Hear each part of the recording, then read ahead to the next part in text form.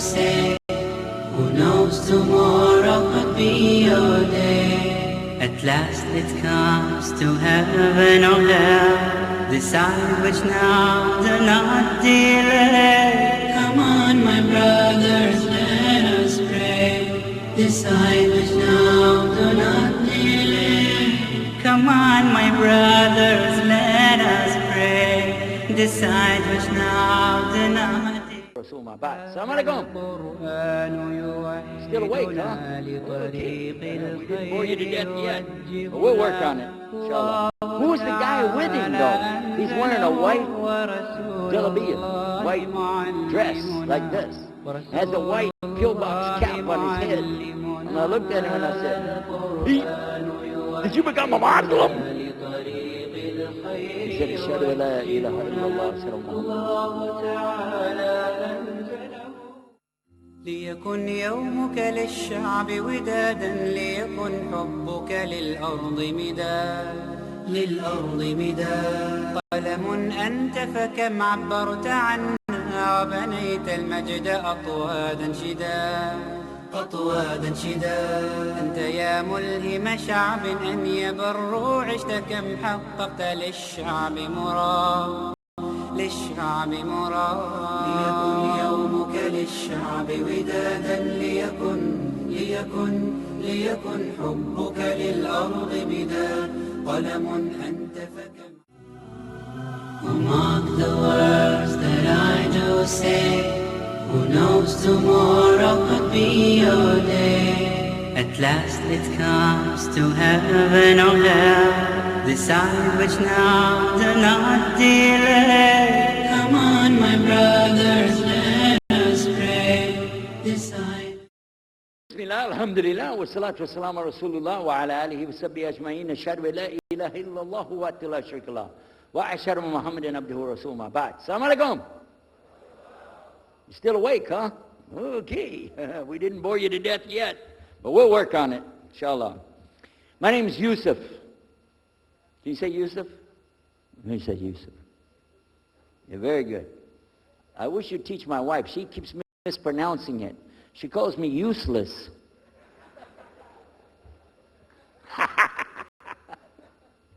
Alhamdulillah. Now, how many of you were in the program today? I was teaching us, trying to teach about how to call the people to Islam called da'wah. How many were there? Okay? All right. I just used an example what I was telling you about. Remember I was telling you when you introduce yourself to somebody, you got to get friendly with them. So I just used an example right there. Because this will disarm the people. Disarm them and make them relax a little bit. Because they're coming to you with things like, how come you Muslims has to kill all the people? What kind of question is that? How come you have to beat your wives? Why does your book tell you that you're the only ones going to go to paradise? So these kind of questions, when they come to you, what are you going to do? So the first thing, as we said in the program, and I hope, by the way, if you didn't join us today, join us tomorrow. Are we continuing tomorrow on the Dawah thing or no? Oh, okay. But when we're doing it, you look through the schedule. I'm not going to get into that, but just look through the schedule and join us for this whenever we're talking about the Dawah. Because part of giving Dawah is you. And if the people aren't buying, they're not going to listen to what you got to say. So you got to soften them up a little bit. Got me? Okay, where are we? The subject tonight is the subject of priests and preachers entering Islam. And often people ask me, we heard about you used to be a priest or something and you came into Islam, so, tell us about it. We want to know, how does that happen? And it's not just Muslims who want to know. Non-Muslims would like to know the story too, because they feel like, you mean you didn't understand? I mean, you were a priest, you didn't understand about Jesus? Come on, man. So, it's a topic that I talk about a lot. The first thing I have to do is clarify a couple of points. I was not a priest. In the English, we use the word priest to mean somebody who is in the Catholic Church. If you're not from the Catholics, if you're from the Protestants, then you don't use that term. We usually use the term for instance, pastor, minister, preacher, reverend, and these are some of the titles. We came up with an awful lot of them because that's the way humans are, right? Give ourselves titles. So I was a preacher and a minister of music. But it doesn't really matter, but just if you're talking to a Christian and you say a priest, he's going to say, oh my God, how is that? And when they find out, oh, you weren't a Catholic, well, that's a lie, then you weren't a priest. So I want to clarify that. As a matter of fact, I will tell you, in my own estimation, I'm probably the least of the factions within this equation. Because there were so many other people that came into Islam the same time I did. That's why it takes a little bit of time to tell the story. But they asked me to tell it tonight, so we're going to do that. But I want you to listen carefully to realize what goes through the mind of a person that's not Muslim. Okay? And I usually start out by telling people that my father and I were both ministers, and both of us were also businessmen. In the reverse order. We were business first and preacher second. Got me? Because, well, you know, as they say, business is business. And that's exactly how it worked. We operated mostly in Texas. We had a place in San Antonio, Houston, and also in the Dallas area.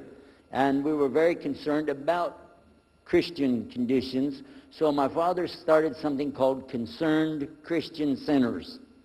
And basically, if you look at it from a material point of view, it was a place to sell stuff. But what we would do is take consignment things in. People could bring things into us, and then we would sell it and keep part of the money. And keep a lot of the money. But anyway, they would bring in what they make with their hands, arts and crafts. And a lot of old women, they like to sit around and make things, then they give it to us. And this helps the church, which is called the church, and then it helps them as well. So it became like business and religion tied together, and that's very common in our country. At one point, my father told me, we're going to start doing business with a man from Egypt. Well, I said, well, this is great, international, sounds good, we can put this in our business card, we're international. He said, and this man is from Cairo, Egypt, and that's where, if you know, they have the Nile River, they have those big pyramids, they have the Sphinx, Abu Hul, you know, they got everything. I'm saying, oh, this is good. He said, and he's a Muslim. I'll never forget it. I've told the story many times, but it's just like it happened yesterday. I'm standing in between the kitchen, or in the dining room and the living room area, you know, like this when we're talking, and I just stopped like this. I said, what? A Muslim? No way. No way do I want anything to do with that. Dad, come on, you should know better than anybody. Because we were linked in with other preachers. My father supported people like Pat Robertson. Huh? You know him? Huh, Pat Robertson? And Oral Roberts. He's not very popular anymore, but he used to be real strong. And his ministry up in Tucson, Tulsa, Oklahoma. In addition to that, people like Benny Hinn. I don't know if you heard of Benny Hinn. He's coming over this way. So look out. And there's many of them. John Hagee, and the list goes on. Jerry Falwell, Jimmy Swaggart, some of the names, maybe you heard those before. We know these people. We know all about them. All about them. Okay? So at one point, here I am standing there talking to my father about a Muslim. These are the enemies of God. This is what we've been taught. These same people, I just mentioned their names, in their preaching on the television and so on, this is what they teach. Muslims are no good. Now it just became Muslims are terrorists. But back then, you know, we didn't reach that level yet. We were still just kidnappers, hijackers, you know.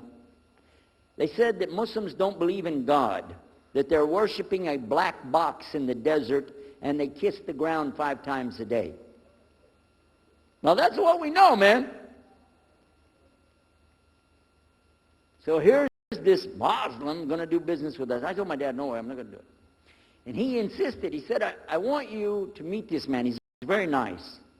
And I said, I don't want to meet him. I never am like this, by the way. But on this case, I said, no. That's one thing I'm going to stand firm against. We're not going to do it. He said, I want you just to meet him. I said, all right, I'll do it for you. I'm going to do it my way. I'm going to go to church. And it's going to be on Sunday. When I come out of the church, I'm going to have my Bible under my arm. I'm going to have the salib. I used to carry a big cross. I'm going to have my cross with me. And I'm going to have my hat that says, Jesus is Lord. And I'm going to have my wife, born-again Christian, with me. And we are going to get this demon, devil, infidel, Muslim, and we're going to show him Jesus. Okay? And this is a true story, by the way. So I got up that morning on Sunday, and I was thinking, man, we went to church. Strangely enough, the preacher was preaching out of the Old Testament about salvation coming at the time of David, which really puzzled me, because according to Christianity, it's coming through Jesus. And it really, that opened the door for me, but that comes up later in the story. Why was he saying there's salvation before Jesus? That's interesting. Now, when I get there to my father's store, I'm looking around, I'm looking for somebody wearing, a long white robe and some kind of black, thing over that, with a long beard, and I guess I was looking for me, wasn't I? Anyhow, when I get in there, I don't see this guy. By the way, imama, sword, everything. Ayatollah Khomeini, maybe. This is what I had pictured. I said, where is he? I'm ready. My father said, he's over here. I said, where? I said, here. This is a normal guy. He was normal. He didn't have a beard. He didn't have any hair at all. I said, how do you do? I told him my name. He introduced himself. His name is Muhammad. I said, how do you do? After the niceties of, hello, how are you, how's everything, I said, do you believe in God? He said, yes. Oh, yeah? Sure. I said, but do you believe in the God of Moses? He said, yeah. Abraham? Yeah. What about David and Suleiman? He said, yeah. So when I meet this man, I'm impressed that he's believing these things, but I thought maybe he's just saying it. So I even asked him, what about Jesus?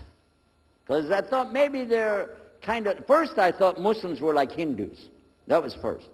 And then when he said he believed in some of the things of the Bible, I said, okay, maybe they're like Jews. So that's when I said, yes, but what about Jesus? Do you believe in Jesus? And he said, yes. I said, okay, wait a minute. This is going to be easy. I can convert this guy. So I agreed that we're going to do business with him. And in fact, I took him immediately out to have tea together. We sit together, drink tea, talk a little while. And I start tearing the peach to him right away.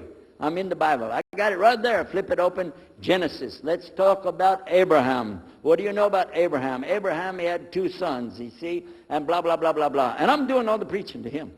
Do you imagine this? And he sat there. Okay. He's a graduate of Allah's heart. Like this. Get me? You know what I'm saying? Well, it happened that during Ramadan, some of his friends that he was staying with had moved their apartment around or something, and he was going to go stay in the masjid for itikaf in Ramadan. It's normal. We didn't understand. I thought he has nowhere to go, and I told my dad, this man has nowhere to go. And my dad said, no, he's got money. I said, no, he doesn't. Dad, I'm telling you, he has no place to go. I heard him say he's going to go live in the mosque to a Christian. If you're going to live in the church, ooh, that's the worst. So I said, let me offer that he can stay at our place. And my dad said, no, you don't do that. That's not right. I said, no, I'm going to offer it to him. I went to him and I said, how would you like to come stay at our place? He said, no, I want to go and stay there. I want to stay in the mosque, and it's something good. I said, oh, man, look at this poor man. Oh, my God. He doesn't know, he just, oh, poor soul. Please come and stay in our house. And he said, no, I can't. I need to go stay with her. I said, look, I'm scratching his dignity. So I told him, listen, no. I want you to come and you can pay. You can pay money and stay with us. He said, how much? I said, $15 a week, which in America is like nothing. $15 is nothing. I said, and then he kind of hesitated. I said, and we'll pay for all the food. Well, you eat $15 worth of food in one day in America. He said, okay, all right. And I told my dad later, I said, see how I did that? Because now he'll stay with us. He knows he's getting a good deal on the food, and I was making it all about money. Well, I didn't know he wanted to come and stay with us. He wanted to learn about how we're Americans and how is the dawah going to be. What do we believe? Especially people who are preaching. So he came and stayed in our house. And I said, well, now that's good. I'll travel with him and go with him in places, and he'll see and he'll learn about Christianity.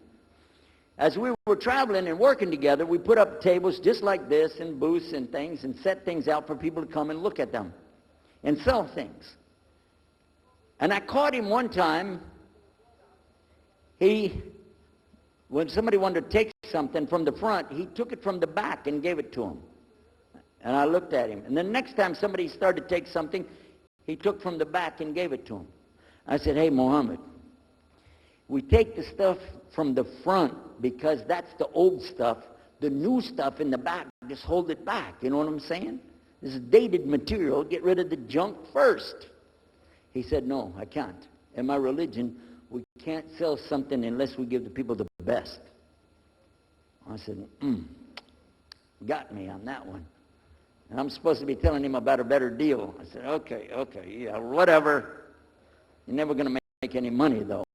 But that's all right. Over a period of time, I came to learn a lot of things. Also about being humble. A lot. Because this man was obviously well-educated, very articulate, could really talk about a lot of subjects. In fact, I tried to debate with him about many things. But he was so wise and well-educated that he could see what I was doing, and he would take it easy and let me win every debate. I could win any debate with him if he wanted me to. But if he wanted me to lose, I was going to lose. This was how well he could handle it. Now, what happened, one of the preachers that I knew, another preacher, who used to carry a big cross and walk down the street so people would stop and talk to him about religion, he had a heart attack, and he went to the hospital. So I went to the hospital to visit him, and while I was visiting him, I met another man in the hospital who was in a wheelchair.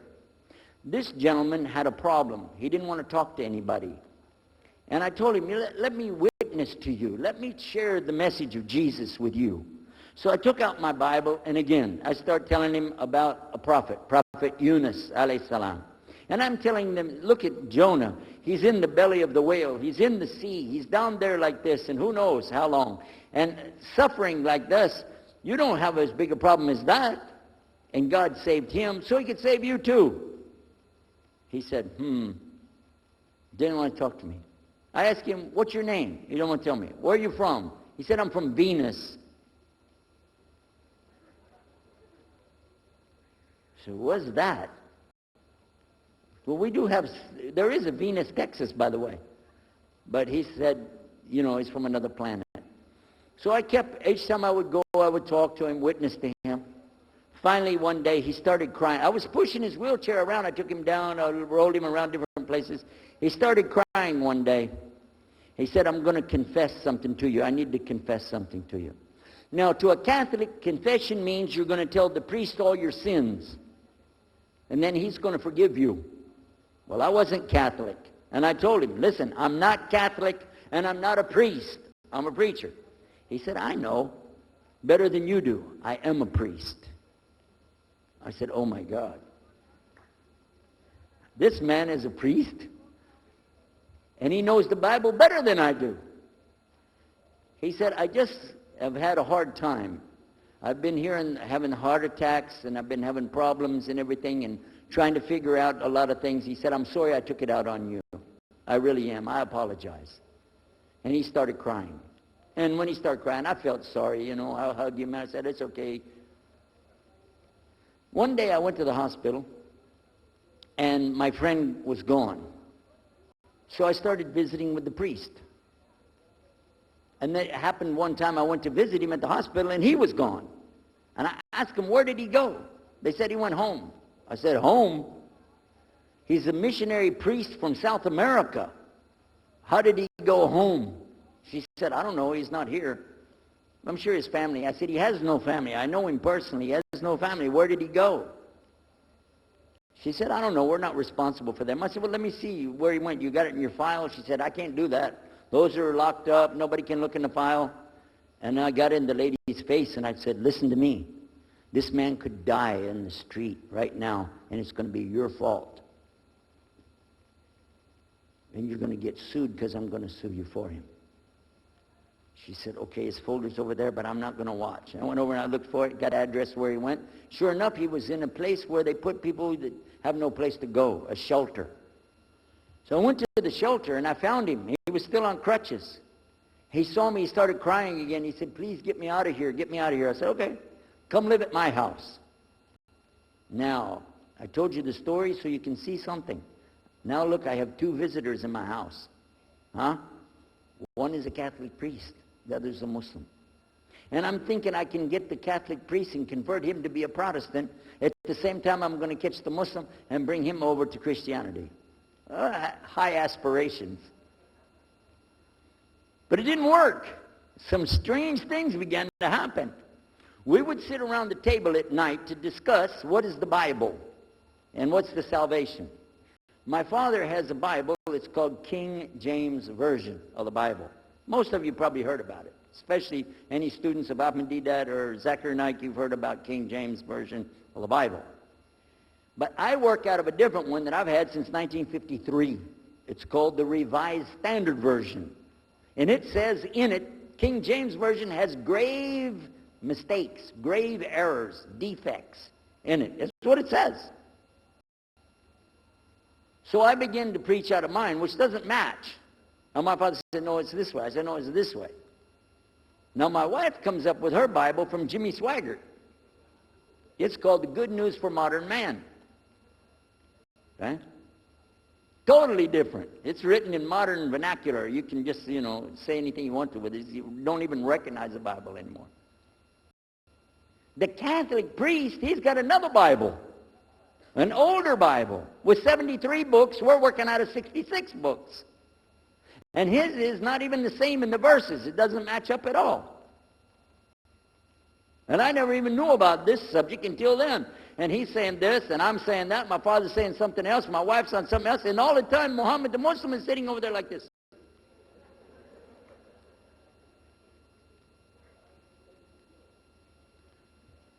So we asked him. I guess it was me. I asked him. I said, well, how many versions of your book, your Quran, do you have? He said, the Quran has no versions. There's only one. It's original. It's in the Arabic language. ذَلِكَ الْكِتَابُ لَا رَيْبَ فِيهِ.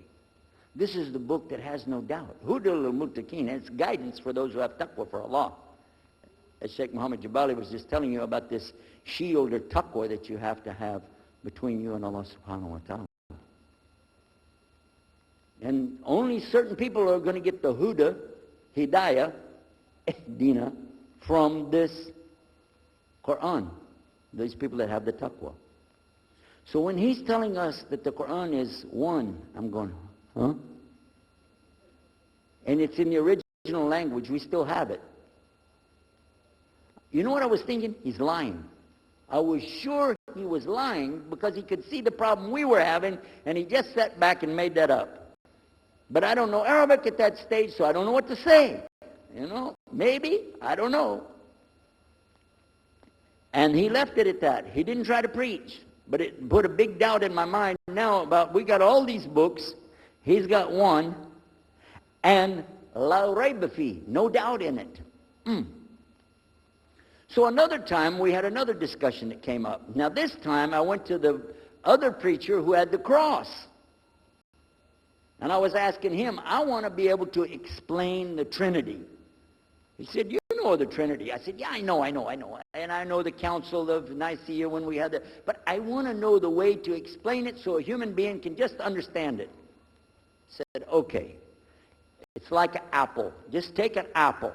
The apple has a shell around the outside, the skin. Inside is the meat. Inside of that is the seeds. Okay? 3 things, 1 apple. That's the way. I start going back. I'm going to tell this Muslim about the Trinity. But on the way, I remember his arguing with me, his way of debating with me. I said, no, he's going to tear me apart. As soon as I say seeds, he's going to say there's more than one. So it could be 7 or 8 or 9 or 10 gods all rolled into one. No. It's got to be special. It doesn't work like that. Let me go back and try again. So I went back to him. I said, what if he says there's more than one seed in there? He said, okay. I said, and besides, it could have a worm running through it. Then that would make it go up another notch. What can I do about that? He said, okay, forget the apple. I said, okay. It's like the babe, the egg. Use the egg. The egg has a shell. Inside of the egg is the white. Inside of the white is the yellow. 3, 1 egg. That's it. That's good to go. Now I start going home again, and it hit me. Wait a minute. The egg could have a double yolk. God becomes 4, just like that. Plus, it could be rotten. I'm not going to ask him again. So at the market one day, I saw a man, and I was talking to him because I was listening to some things that Muhammad had told us about the belief in Islam. Allah is one. And so I was telling this guy, I got some doubts about the Trinity. He said, you a preacher, you have doubts? I said, yeah, it doesn't make any sense. It doesn't make any sense. How could 3 be 1? He said, okay, look. You see me? I'm one man. I said, yeah. See my wife? Yeah. It's one person. Yeah. See my son? Yeah. 3. 1. One family. It's the family of God. Use that. I said, there you go. The family of God. You don't get very far on that one, and you realize right away they could have another kid just like that. But worse, they could get a divorce. You want a God that can get a divorce? Huh? In Texas, if you get a divorce, your wife gets the cars, house, your retirement check, your 501, your Keogh plan. She's going to get your computer and even your email. You got nothing left. And I don't want a God that could have a worm in it. I don't want a God that can be rotten, and I don't want a God that can get a divorce. I want to explain this Trinity the right way. Sure enough, the subject came up, Trinity. There we are. Now here's the priest trying to talk about the Trinity is like an apple. I'm going, go there. And then the egg, don't worry about it. The family of God, forget about it. I know what's going to happen. So we ask Muhammad, we say, okay, what do you say about God? What do you think he said? أعوذ بالله من الشيطان الرجيم بسم الله الرحمن الرحيم قل هو الله أحد الله الصمد لم يلد ولم يولد ولم يكن له كفوا أحد. And he explained it something like this. Say he is Allah, the unique, not like anything else. He's eternally sought after by his whole creation, but he doesn't need the creation. He's not the father of anything. He's not the son of anything. He's not like anything, and he is unique. Ahad. I said, boy, that's exactly what I already think, but I can't admit that. That sounds too easy. But plus in the Quran, Allah subhanahu wa ta'ala tells us to tell the Christians, don't say 3. Here's a little point. I'm going to go out of the story for a minute to show you something. Nowhere in the Old Testament, the Torah, or the Zabur, the Psalms, or the Injil, which is the New Testament, nowhere in the Bible do you find the word Trinity. Not once. Not once is the word Trinity. But it's in the Quran. We have it in the Quran. It says, Thalath, tell them not to say Trinity. But they don't have it, and Allah said, don't say it.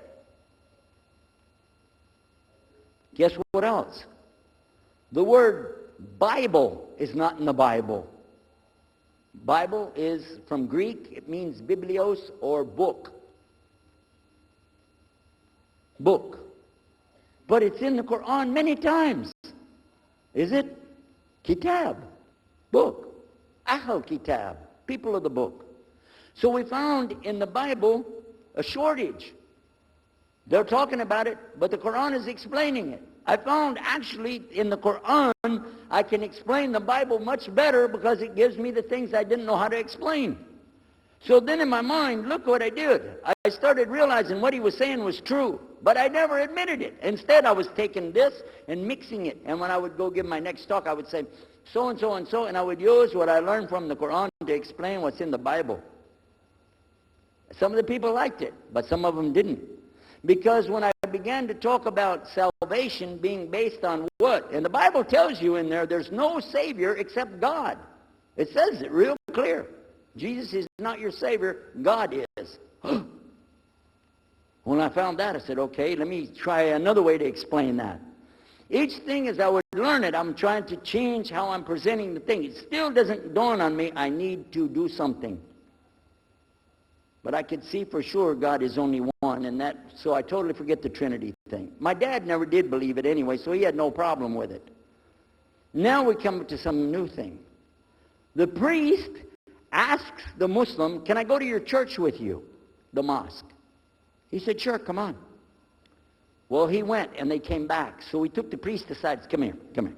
What do they do? What do they do in there? Tell us, what did he do? Did they like kill some animals, or what do they do in there? He said, no, they just stand there like this, and they pray, and then they leave. I said, what? They pray and leave? I said, yeah. Okay, what kind of music do they have? He said they didn't have any music. No music? How in the world are you going to worship God without music, man? So I asked him, Muhammad, you guys don't have any music? He said, no. Now, I'm in the piano and organ business. I said, how many mosques are there in the world? He said, millions and millions and millions of them. And I said, none of them have a piano. He said, no. Any of them have an organ? He said, no. Oh, man, I can get rich.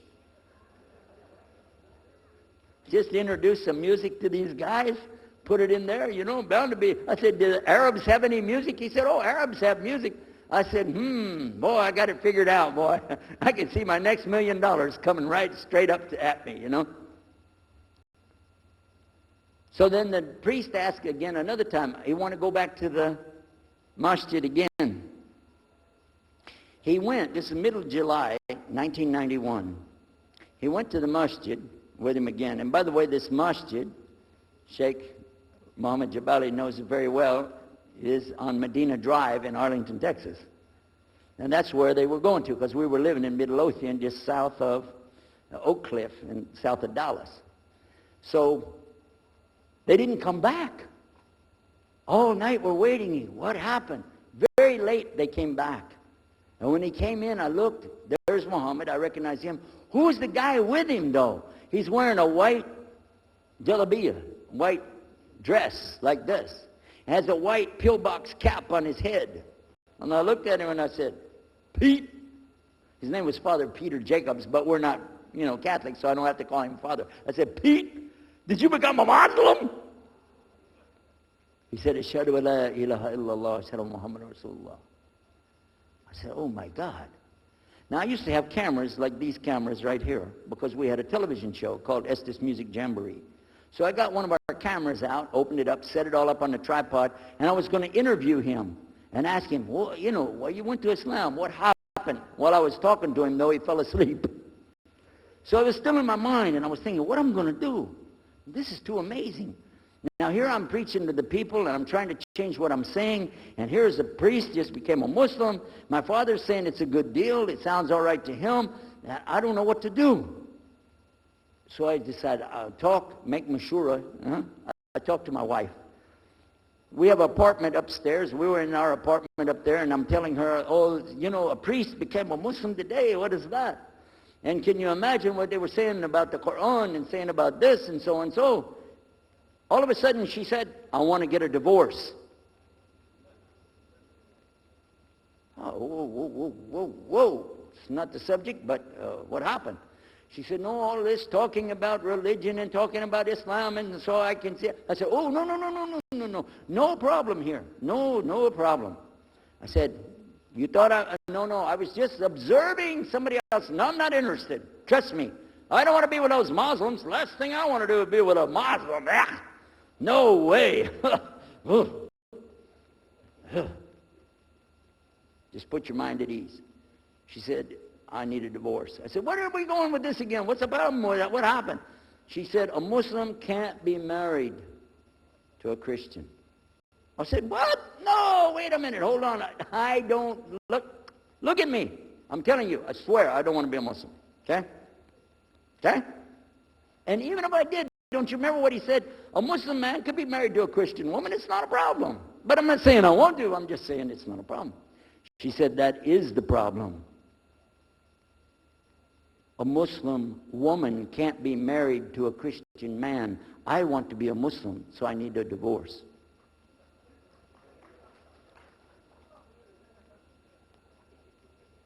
I'll never forget, I was sitting right on the edge of the bed, just sitting there, and I almost fell over. I said, at last, I can tell the truth. I can say it. I didn't realize that she liked the idea. I was afraid. I said, okay, the good news is, I too want to be a Muslim. You know what she said? I don't believe you. I said, no, really. I was just saying that because, but for sure, just so you know, I want to be a Muslim. I've been thinking about it. I want to be a Muslim. We're both going to be Muslim. Alhamdulillah, it's going to be great. Right? You know what she said? I don't believe you because you're either lying right now or you were lying 5 minutes ago when you said you didn't want to be a Muslim. And either way, I don't want to be married to a liar. So get out.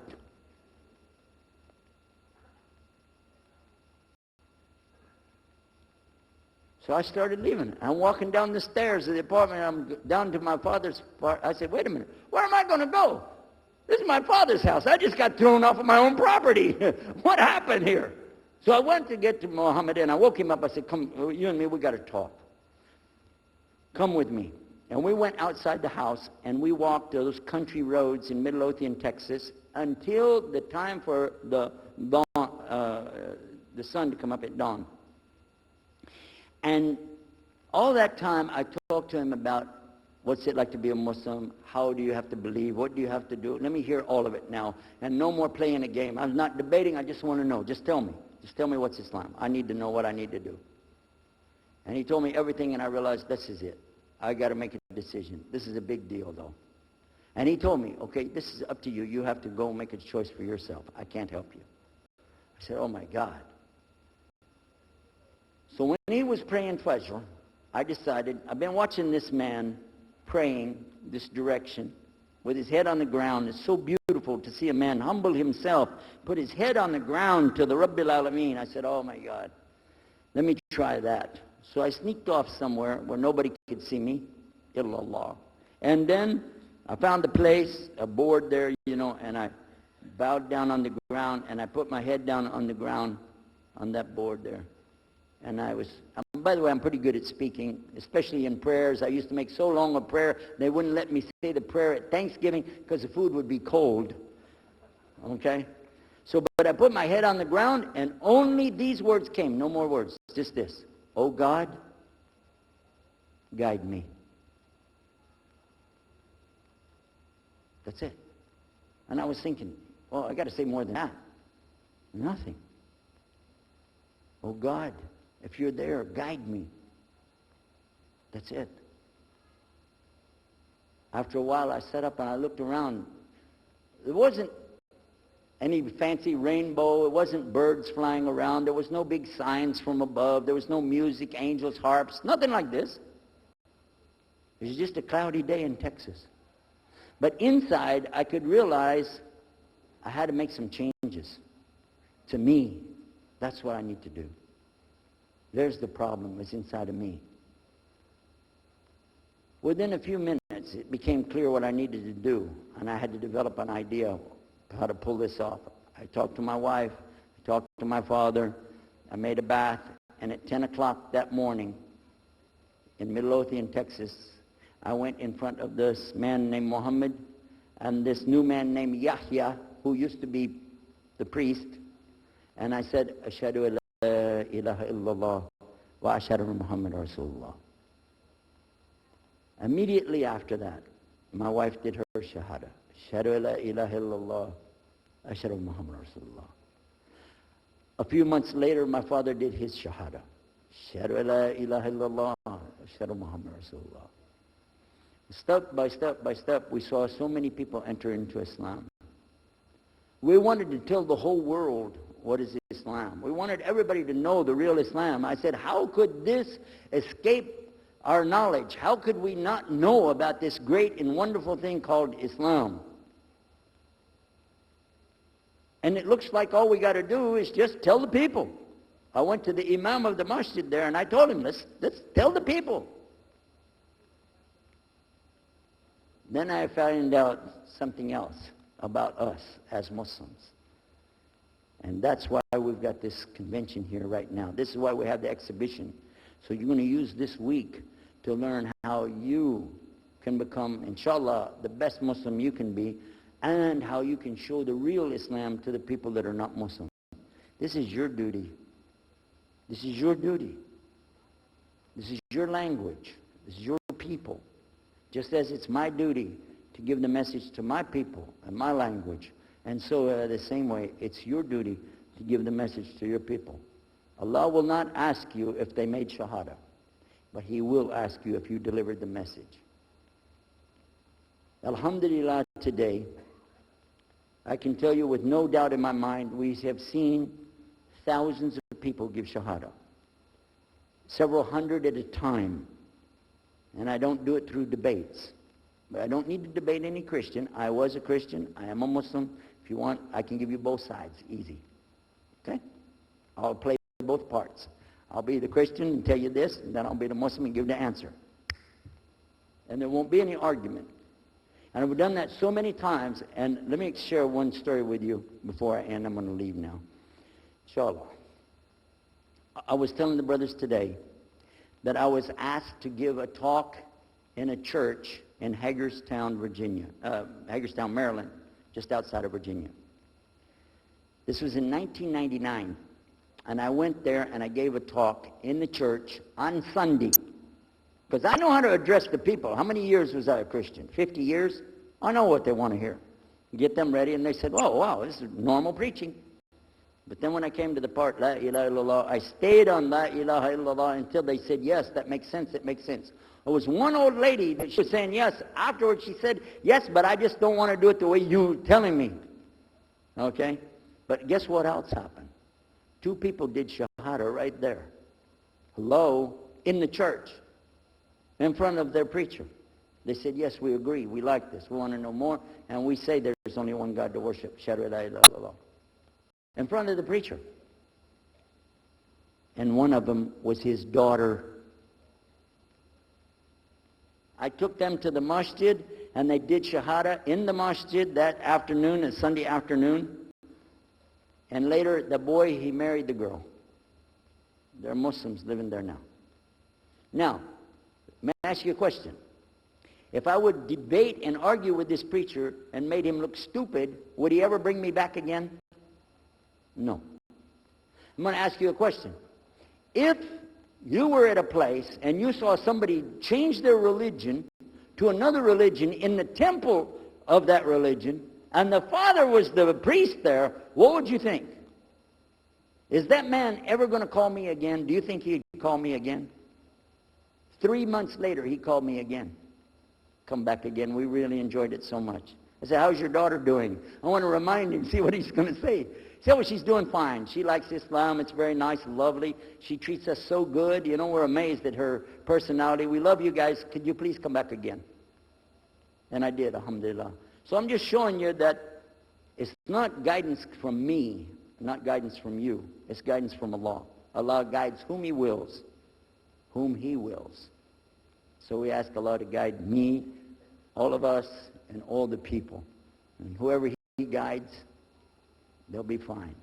But whoever Allah doesn't guide, they got a problem, serious problem. Our job here with this exhibition of peace, the vision of Islam, is to do one thing: communicate the true message. If the people don't want it, that's your choice. That's their choice. You don't have to take it. But it's our responsibility in putting this on, all the scholars that are here, it's their responsibility to tell us what's the truth in Islam and let us see for ourselves. And that's what we're going to try to do through this week. So I need you guys to listen to me. You have to participate. Your side of it. Your side of it is to show up every day. And your side of it is to bring other people. I want you to look at all that blue plastic. Look at the blue plastic back there. You see that blue plastic? The next time we come up here, I don't want to see blue plastic. And that means I don't want you to steal the chairs tonight, okay? I want you to go get some people and fill up those chairs so they can hear this message before it's too late.